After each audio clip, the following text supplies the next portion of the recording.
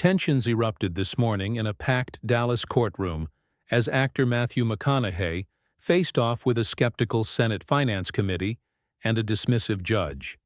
What started with mockery became a gripping battle for Texas's cinematic future. The air in the Dallas County Courthouse was thicker than usual that morning. Reporters jostled for space near the marble pillars. Cameramen adjusted their angles, murmurs passing like wildfire through the aisles. Everyone knew this wasn't just another bill hearing. This was different. This was McConaughey. Dressed in a navy suit, not flashy but sharp, the Oscar-winning actor walked in with a calm, almost surgical focus. There was no Hollywood swagger, no red carpet flair. Just purpose. A different kind of stage awaited him. Courtroom 3B. The Senate Finance Committee sat in attention, waiting to hear testimony on the controversial Senate Bill 22, a bold legislative proposal that would inject $500 million every 2 years into a rebooted Texas moving image incentive program, and presiding over the proceedings, the Honorable Judge Lucinda Grayson, an immovable fixture in Texas law for the past 22 years, iron-jawed, razor-tongued. She didn't like surprises, and this was a big one. When McConaughey's name appeared on the witness list the day before, many in the legal circuit assumed it was a stunt. PR, optics, another celebrity playing politics. But McConaughey wasn't here to smile for the cameras. He wasn't here to promote a film. He was here to fight for the future of Texas cinema and the jobs tied to it. As he took the stand, a few people in the back chuckled. Even a couple of committee members glanced at each other with barely veiled amusement. The judge didn't even hide hers. "Well, well," Judge Grayson said, pushing her glasses down her nose. "Mr. McConaughey, I expected you'd be in front of a camera this morning, not giving legal testimony. Unless you're here to charm us with a monologue." A few people snickered. McConaughey didn't flinch. "Your Honor," he replied, voice even, "I'll leave the acting to Hollywood. Today I'm here as a Texan, and I've come prepared." The room stilled. She smirked. "Very well. Let's see what you've got, counselor." What followed was not theatrics. It was a calculated dismantling of every criticism that had plagued Senate Bill 22. McConaughey, flipping open a meticulously marked binder, began citing economic forecasts, job data, university trade program statistics, and testimonies from below-the-line workers, grips, gaffers, sound techs, set designers, whose livelihoods could be transformed if the bill passed. The judge, arms crossed, maintained her disdain, but leaned forward just slightly. "You're telling me," she said, interrupting after one data point, "that this bill will magically generate a new industry in Texas? Sounds like fantasy." McConaughey didn't flinch. He looked her in the eye, and with that signature drawl, more grounded than ever, he spoke with absolute clarity. "This is how Texas becomes its own profitable and self-sustaining industry. This is how Texas becomes more than just a destination for out-of-state productions. This is how Texas becomes more than just a tax-incentivized advertisement with, 'Hey, come shoot here.' If we do this, we begin to create our own industry. We do this, we start to create our own pipeline of film and television." He let it sit in the air. No one interrupted this time. Infrastructure, workforce training, education. This bill funds all three. We're not talking about giving money to movie stars. We're talking about certifying Texans for real jobs. Electricians, carpenters, audio engineers, union paychecks, benefits, careers. That ain't fantasy, Your Honor. That's economic math." There was a pause. The judge tapped her pen, visibly reeling from the forcefulness of his clarity. A murmur rose from the gallery, this time not of mockery but of intrigue. Committee members exchanged looks.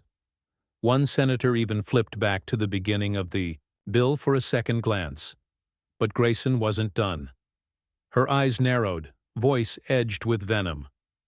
"And tell me, Mr. McConaughey, How many years did you spend at law school before deciding to lecture a courtroom on economics and policy? The room tensed.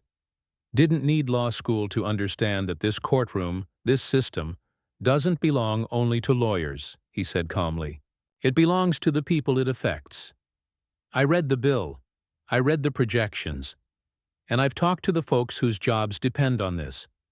I came here because too many people talk about fixing things from the sidelines. I'm not one of them. There was no applause, no outburst, just a charged silence, heavy and still, like the eye of a hurricane. The judge pursed her lips, but said nothing. McConaughey turned back to the committee and resumed his testimony, transitioning smoothly into cost-benefit breakdowns, comparing incentive models in Georgia, Louisiana, and New Mexico, each of which had seen explosive job growth after adopting similar bills. Slowly, the mood in the room began to shift. Senator Caldwell, who earlier had rolled his eyes when McConaughey took the stand, now scribbled furiously into his notes. Senator Vega, a skeptic known for shooting down celebrity-endorsed bills, leaned in and whispered to her aide. The judge, though still visibly skeptical, stopped interrupting altogether. This isn't about Hollywood, McConaughey continued. This is about homegrown industry. About making Texas a place where creativity and labor intersect. Where film isn't just a passing tourist but a permanent tenant. We don't just want to host production, we want to own it. Part 1 ends as McConaughey, still at the witness table, pulls out a file and announces he has over 50 signed affidavits from Texas-based film workers, non-actors, all supporting Senate Bill 22. The judge's fingers freeze over her gavel. Something has shifted. The laughter has stopped, and the real fight has just begun. The silence in the courtroom cracked like thunder under the weight of McConaughey's declaration. I have here, he said, lifting a thick folder with worn edges, 53 affidavits, every one of them from a Texan, who works below the line in film. Lighting techs, set dressers, sound mixers, editors, people whose names don't roll during the credits, but whose hands build every frame you've ever watched. He handed the file to the clerk, who passed it up to the bench. Judge Grayson eyed the folder like it might detonate. Her jaw twitched, but she said nothing as she opened it, slowly flipping through the signed pages, each affidavit typed and notarized. This isn't a motion, McConaughey continued, voice tightening. This is evidence. These people aren't asking for handouts. They're asking for the chance to compete. Right here, at home. Judge Grayson lowered the file, clearly unimpressed. Mr. McConaughey, while I appreciate your theatrics, this committee is not the Academy Awards. You're a fine actor, I'll give you that. But this is not a stage for persuasion by sentimentality. Ma'am, McConaughey said, without blinking, this ain't sentiment, it's testimony. Real people, real jobs, real economics. And I know this courtroom's seen its share of legal sparring, but I didn't come to spar. I came to show my work. There it was again, that composure, unsettling in its calmness. The same presence that once hypnotized audiences on screen now dismantled courtroom assumptions piece by piece. Senator Caldwell leaned into his microphone. Mr. McConaughey, walk us through the numbers again. How does this bill break even, much less profit the state? McConaughey was ready. Let's talk returns, he said. The revised program allocates $500 million biennially, but for every dollar spent in Georgia, they pulled in over $4 in state revenue. Louisiana, about $320. With Texas's infrastructure and workforce potential, we're projected to land somewhere in between, conservatively. That's billions back into state coffers over a decade, plus full-time employment pipelines. He tapped the binder again. I'm not just talking job growth. I'm talking generational growth. We build certification programs in community colleges, welding, rigging, sound engineering, set construction. Texas doesn't just host shoots. Texas builds them. shoots them, finishes them, and then exports them with our stamp on it. Grayson raised a brow. So Texas becomes a production factory? No, McConaughey said sharply. Texas becomes an industry. There's a difference. The judge fell into a terse silence. But the battle lines were drawn. A veteran industry lobbyist seated in the gallery shifted in her seat, sensing the change. Whispers swirled around the courtroom, reporters typing fast, aides huddled over tablets, news alerts already blipping onto Twitter feeds. This wasn't supposed to be a real hearing. It was supposed to be a formality. But now, it was becoming something else. Let's be honest, McConaughey said, stepping away from the mic just slightly but still commanding. We've lost productions to other states because we refuse to invest in our people. Georgia's crew base has exploded. New Mexico, thriving. Meanwhile, we have Texas talent moving out of state to find work. We should be leading this, Judge Grayson cut in, this time with sharper edge. And what about education, healthcare, infrastructure? You want to reallocate $500 million when our roads crumble and our teachers are underpaid? It was the counterpunch she'd been waiting to throw. McConaughey met it without flinching. That's exactly the point, he said. This is infrastructure, just a different kind. An economic infrastructure. We invest in this industry. We grow. Tax revenue, we fund those other priorities sustainably. This is not taking from the pie. It's baking another pie.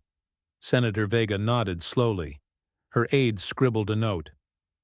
Judge Grayson, visibly annoyed by the shifting tide, leaned back. You make a compelling argument, Mr. McConaughey, but you're a public figure. You don't need this. Why fight for this bill? What's in it for you? McConaughey looked around the courtroom, eyes scanning faces. Some cynical, some curious, some entirely changed. I'm here because I was raised in Texas, born in Uvalde. I've made my career in film, yes, but I've also seen firsthand what happens when you build something that gives people purpose. This bill's not about me. It's about the kid in Odessa who wants to run a camera instead of a jackhammer. It's about the father in Lubbock who can weld a set faster than he can rebuild a transmission, but never had the chance. He took a breath. And I'm here because if I don't speak up, who will? The room settled into a silence that was no longer awkward. It was reverent. A senator coughed to clear his throat, clearly moved, but not wanting to show it. Then, for the first time, Judge Grayson faltered. Her voice was quieter when she finally spoke. You've made your case more clearly than I expected. But McConaughey wasn't done. I'm not here to impress. I'm here to change the math, to fix what's broken. And if it takes someone who's been on the silver screen to shine a light on real problems, then so be it. But don't mistake my face for my foundation. I've done the work. He paused, looking directly at her. Have you? The room froze. The judge's jaw clenched. For a moment, the courtroom felt like it might collapse under the pressure of those 4 words. Even the stenographer hesitated. A few heartbeats passed, then the door to the courtroom creaked open. A bailiff whispered something to the clerk, who passed it along to the judge in a yellow folded note. She read it, blinked, looked up at the gallery. Due to developments outside this hearing, she said, regaining her judicial tone, we'll be calling for a recess. The committee will reconvene after review of the new submissions. A storm of chatter erupted. As people began to stir, Senator Caldwell turned to McConaughey. You may have just turned this entire thing upside down. McConaughey just gave him that slow, trademark half-smile. Let's hope we landed upright. But, before he could step down, Judge Grayson stood, and she addressed the room, her voice harder this time. Make no mistake, we are not finished here. This court has not ruled, and this bill is not passed. There are forces in this state who will fight it tooth and nail, and they won't be swayed by celebrity. McConaughey looked back at her, still calm. I'm not counting on celebrity, he said. I'm counting on truth. Outside the courthouse, News vans had already begun stacking on Commerce Street. Protesters gathered, supporters cheered, and on the courthouse steps, a battle line was already forming. Inside, the judge sat back. Down, face blank, but fingers drumming. She wasn't done, and neither was he. The courtroom emptied slowly, but the tension clung to its walls like humidity on a Texas summer morning. Even as the senators filtered out and reporters scrambled for exits, Matthew McConaughey remained seated at the witness table, staring ahead, resolute. His binder remained open, a worn corner lifting in the breeze from the air vent overhead. He wasn't just here to testify, he was here to finish what he started. Judge Lucinda Grayson sat motionless behind the bench, her gavel untouched. Her silence wasn't retreat, it was recalibration. McConaughey had landed a hit, and everyone in that room had felt it. But she was a creature of power and protocol. She wouldn't let a movie star walk into her courtroom and take control of the narrative, no matter how well-spoken or prepared. He finally stood, adjusted his jacket, and turned toward the gallery where a cluster of union reps and film crew workers waited. A few of them nodded, eyes bright, silently thanking him. But he gave no speeches now, no handshakes. The battle was still mid-swing. Outside, the courthouse had turned into a makeshift media frenzy. Microphones stretched out like weapons. Reporters shouted questions, protesters chanted, and supporters raised hand-painted signs. "Texas, film for Texans," one read. Another, "McConaughey for governor." That one he ignored entirely. Inside, behind closed doors, the pressure cooked. The committee room, just down the hall from the courtroom, was now full again. This time the mood had shifted. The senators weren't exchanging sarcastic glances or whispering behind their folders. They were reviewing data. Some of them were actually leaning forward. "Look at this," Senator Vega muttered, pointing at a chart in McConaughey's binder that one aide had borrowed.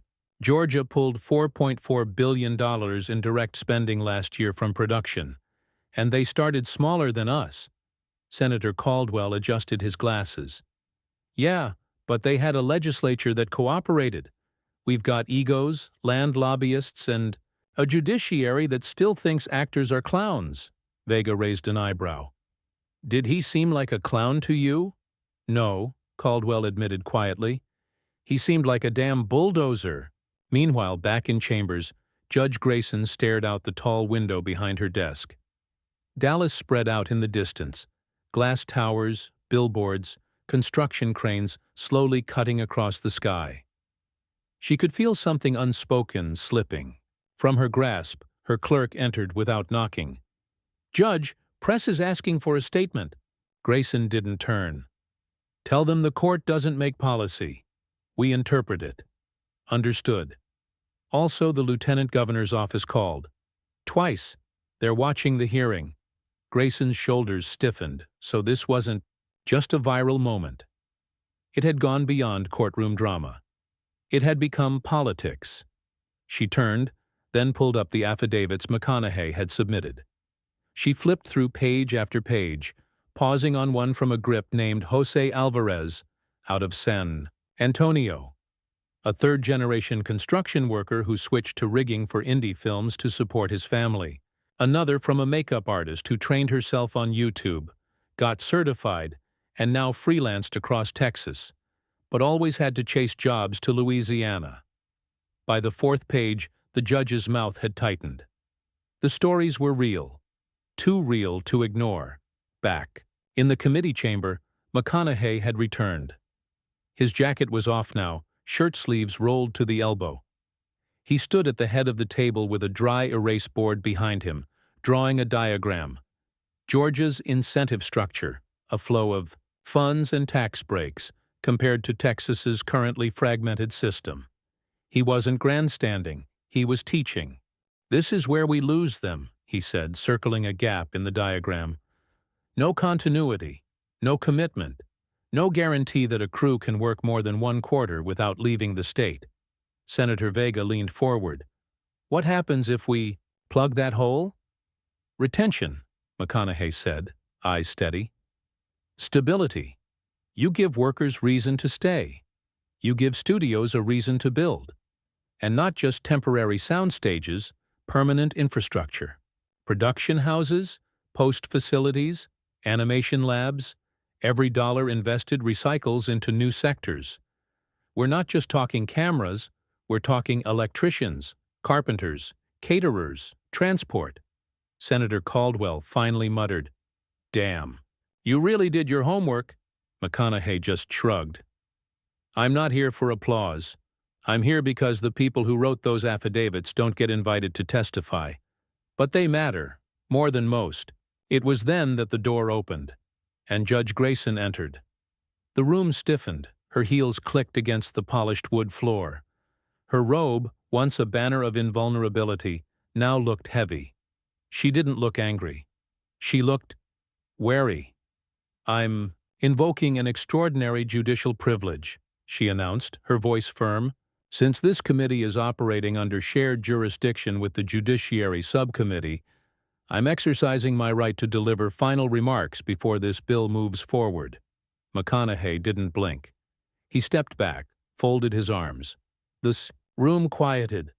"I've presided over trials involving billion-dollar corporations," Grayson began, eyes scanning the room. "I've sentenced murderers, signed off on infrastructure bonds, even handled interstate disputes. But never in my career have I seen this level of civic fervor erupt over a film incentive bill." She turned to McConaughey. "You were right. About something. I judged you before you spoke. I assumed you were here for spectacle." A few murmurs rippled, but no one dared interrupt. "I was wrong," she said. Then she paused. "But that doesn't change the fact that this bill has enemies. Some of them sit in this room. Others sit outside it, waiting to gut it in committee or stall it in appropriations. If it's going to survive, it needs more than passion. It needs political teeth. Teeth you don't have. Yet." McConaughey nodded. "Then maybe it's time I grew some." The judge smirked faintly, almost imperceptibly, and turned away. "Senator," Vega stood. "This committee is reconvening in full session tomorrow morning. We'll draft emergency amendments based on today's testimony. If the numbers check out and legal counsel doesn't find any poison pills, we'll move to fast-track a floor vote." Grayson nodded, but added, "I want bias training recommendations added to the post-hearing report. This hearing exposed a failing of judicial conduct, my own included." The room was stunned into a respectful silence. But before the session could adjourn, the door slammed open again, this time with purpose. A man in a suit strode in uninvited, flanked by two aides. It was Senator Marshall Dwyer, chairman of the powerful State Budget Committee and an outspoken opponent of Senate Bill 22. He didn't sit, didn't greet, just looked straight at McConaughey and sneered. "I hope you enjoyed the show," Dwyer said coldly. "Because tomorrow, I'm shutting it down." McConaughey locked eyes with him. The room inhaled as one. "I don't do curtain calls," McConaughey replied, voice low and sharp. "I do encores." The war had a new opponent now, and the final act was about to begin. The sun hadn't yet crested the horizon when the state capitol building in Austin lit up like a battlefield command post. Phones rang nonstop. Staffers scurried between offices, juggling printouts and whispered strategy. The war over Senate Bill 22 had spilled from the courtroom in Dallas, and now surged into the legislative halls with a fury no one had seen coming. And at the center of the storm stood Matthew McConaughey. No longer just an actor, not just a headline, but a threat. Inside a private conference room on the third floor, Senator Marshall Dwyer, power broker and gatekeeper of the state's purse strings, loomed over a table scattered with budget projections and polling data. He was flanked by corporate lobbyists from entrenched sectors, oil, real estate, and legacy energy interests, industries that viewed the film incentive bill as a flashy distraction with no return for them. "This bill is a wildfire," Dwyer snapped, stabbing a finger at the printout, "and he's pouring gasoline on it." If we don't contain this, we're looking at a total reallocation of resources we can't control, that we don't benefit from. One aide piped up, hesitantly, "Sir, the public response has been overwhelmingly positive. Social media is flooded. Unions are mobilizing. Even the governor's office issued a neutral statement, which usually means they're watching the wind." Dwyer's eyes narrowed. "Then we change the wind." McConaughey, meanwhile, sat at a folding table inside a cramped prep room 2 floors down, surrounded by an impromptu team of economic advisors, local filmmakers, and union reps. He didn't pace. He didn't fidget. He just listened. "Marshall, Dwyer will try to discredit you personally," warned Rebecca Chan, a policy analyst with roots in Austin politics. "He'll dig into your past, Hollywood connections, donations, anything to paint this as self-serving. I've been painted. Worse?" McConaughey said, brushing it off. "Let him. I'm not selling a brand. I'm presenting a future." An older man leaned forward, Luis Ortega, a production designer from El Paso. "Just remember, we're behind you. You've done what none of us could. You turned the cameras onto the people behind them." McConaughey nodded slowly. "Then we finished the shot." An hour later, the Senate Finance Chamber was standing room only. TV cameras lined the walls. Protesters outside chanted under the blistering morning sun. Hashtags trended nationwide. "SB 22 now." McConaughey speaks. "Texas film rising." Dwyer entered first, like a general stepping onto the battlefield. His entourage formed a human shield as he took his seat, smug and certain. But the moment McConaughey walked in, the chamber pulsed with energy.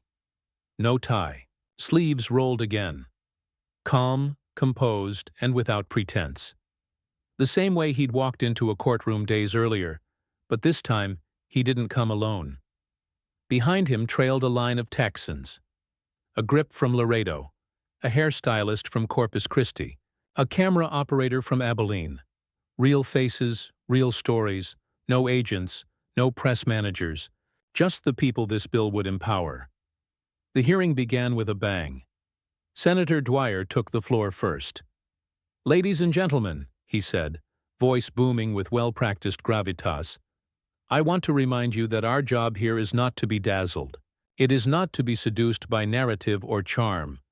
It is to protect the financial integrity of this state."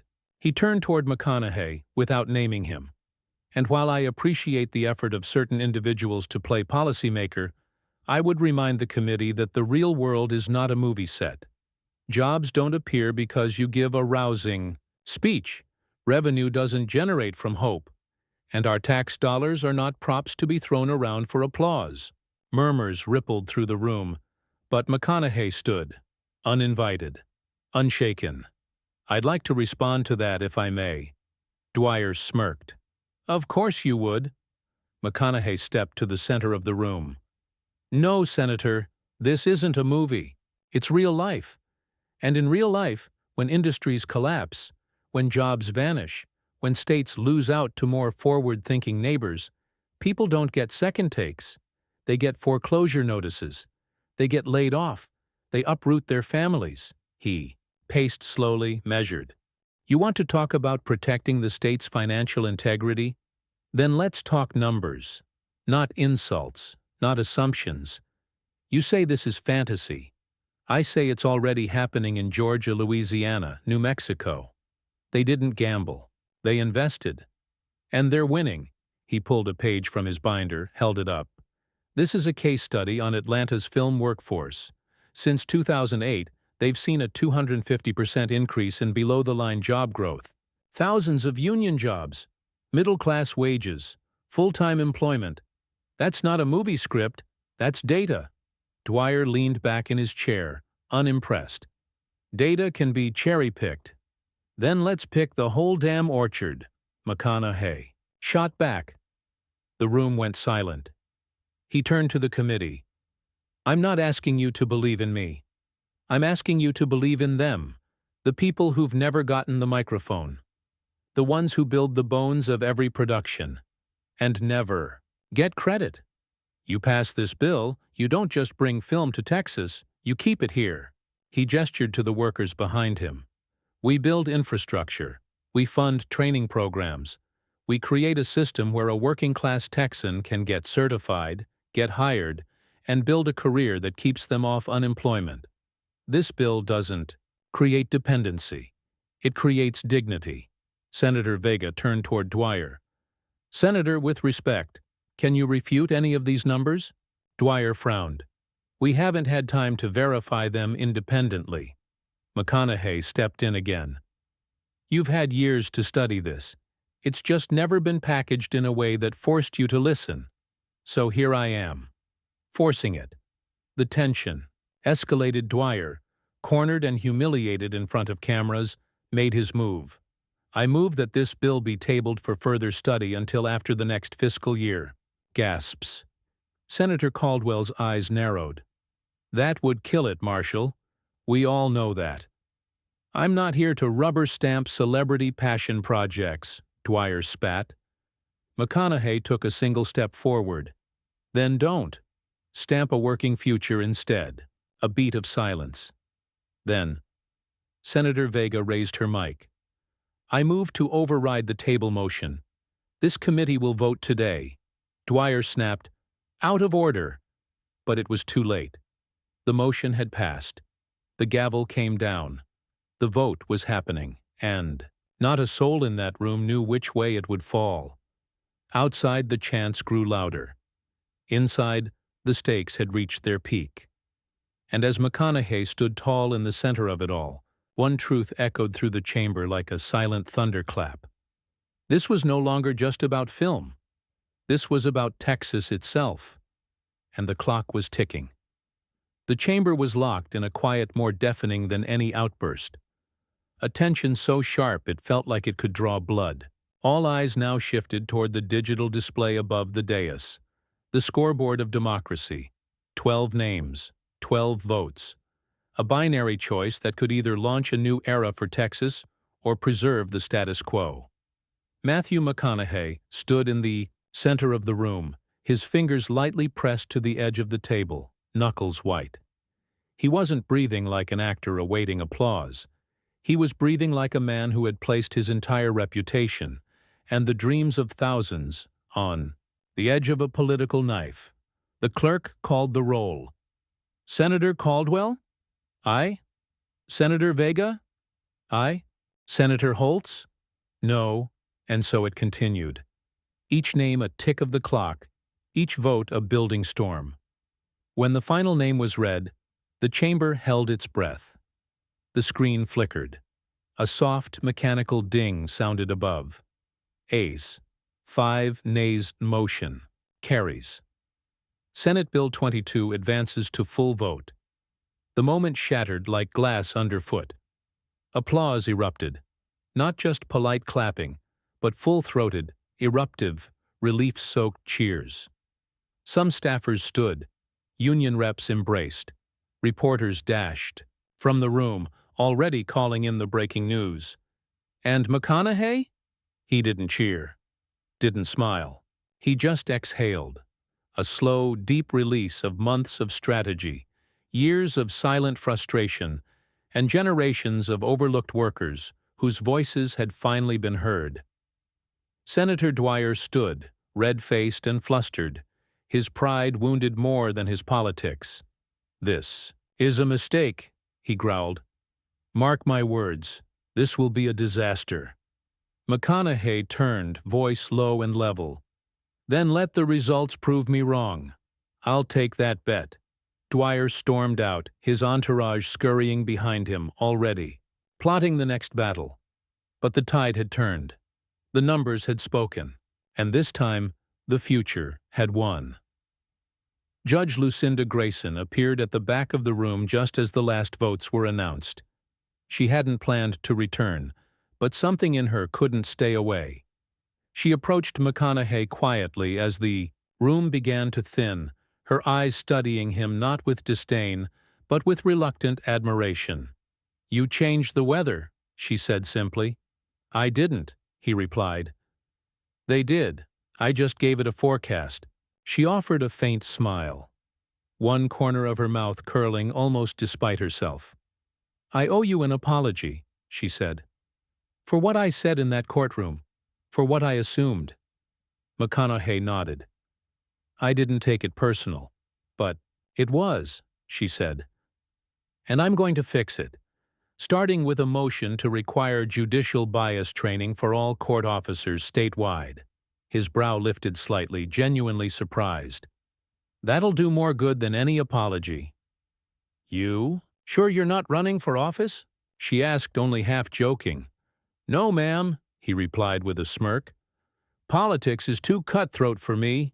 She laughed, soft, rare. Good thing film's such a gentle business.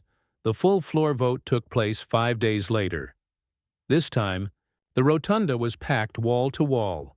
Workers who'd driven across the state, students from community colleges, young filmmakers with calloused hands and hope in their eyes. Every major network carried the event live. What began as a quiet push from behind the scenes had become a populist groundswell. The result? Passage by a landslide. It was a political upset no one saw coming, except the people who needed it most. Senate Bill 22 was signed into law the following week. The bill included not only a $500 million biannual investment into the Texas Moving Image Incentive Program, but also funding earmarked for technical schools and local training programs, the creation of a Texas Film Workforce Certification, and tax credit bonuses for productions that hired certified in-state crew. Construction on 3 new film production campuses began within the year, one outside Austin, one in Dallas, and a third in Laredo, where that grip from McConaughey's testimonial helped cut the ribbon. McConaughey himself returned to the courthouse where it all began, standing outside, those marble columns beneath a newly installed plaque.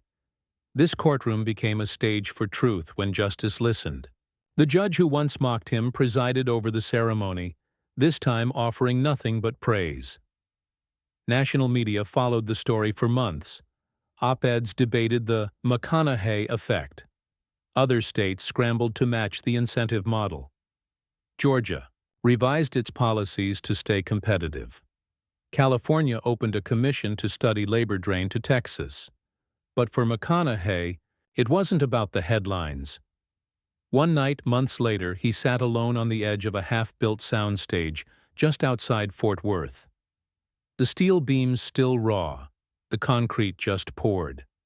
Stars stretched wide above him, quiet and still. Beside him sat Jose Alvarez, the grip from the affidavit. He now ran a training program for at-risk youth, teaching them how to work in lighting and rigging. You really pulled it off, Jose said, sipping coffee from a thermos. Didn't think anyone in power even remembered we existed. I didn't pull it off, McConaughey said, eyes still on the stars. I just held the mic long enough for y'all to be heard. Jose smiled.